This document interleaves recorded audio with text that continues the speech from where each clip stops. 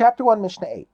When Moshe received the Torah at Sinai, only the Ten Commandments were written down. Later, when God commanded him to write the Torah on a scroll, only part of the law revealed to him was written. The rest remained an oral tradition. This included entire laws, as well as the numerous details of even those laws written in the Torah.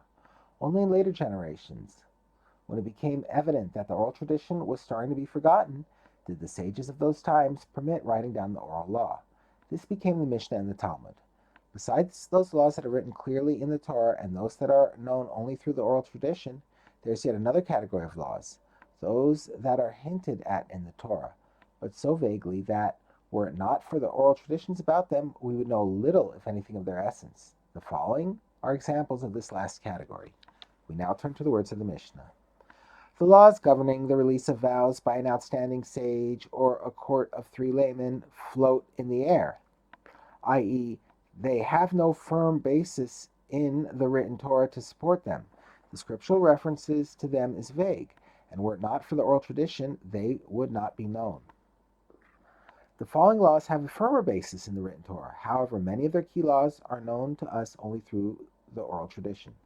The laws of Shabbos, the obligation to bring Chagigah offerings, the obligation to bring Me'ilah offerings, which are brought when consecrated objects are mistakenly used for secular purposes, are like mountains suspended by a hair, for they have few scriptural references supporting them, yet they have numerous laws. These mitzvahs have numerous laws detailed in the oral law that are suspended from vague scriptural sources, like mountains suspended from a human hair. The following laws are facets of general precepts. The general precepts are written clearly in the Torah, but these facets are not. However, they have clearer scriptural references than the laws mentioned earlier in the Mishnah, since they are either derived by one of the 13 methods through which laws of the Torah are derived, which are considered clear scriptural references, or because they can be understood from the verses that discuss the general precepts.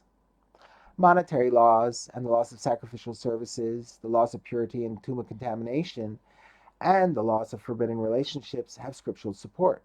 Both these, mitzvahs that have vague scriptural sources and mitzvahs that are like mountains suspended by a hair, and those, mitzvahs that have clear scriptural sources, are fundamentals of the Torah.